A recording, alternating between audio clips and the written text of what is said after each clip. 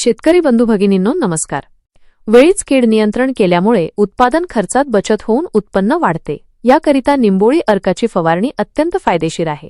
निंबोळी अर्काच्या फवारणीमुळे रसशोषक किडींचा प्रादुर्भाव कमी होतो। पतंगवर्गीय किडींना अंडी घालण्यापासून परावृत्त केले जाते। किडींची अंडी नष्ट होतात व किडींच्या जीवनचक्रामध्ये अडथळा येतो। नैसर्गिक घटक असल्याकारणाने कोणत्याही प्रकारचे रासायनिक अंश शिल्लक राहत नाही। यामुळे सेंद्रिय शेतीमध्ये वापर करण्यास सुलभ आहे। मोठ्या अळी व किडींची खाण्याची इच्छा कमी होते। निंबोळी अर्कमध्ये थोड्या प्रमाणात पिकांचे अन्नद्रव्य असल्यामुळे पीक संवर्धकाचे काम करते। खर्चात बचत होते। पर्यावरण व मानवी आरोग्यावर कोणताही दुष्परिणाम होत नाही।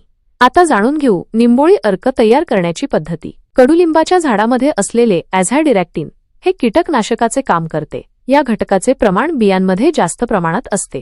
मे ते जून महिन्यात झाडावर निंबोळ्या परिपक्व होतात। पिकलेल्या निंबोळ्या खाली पडल्यानंतर गोळा कराव्यात। निंबोळ्यांचे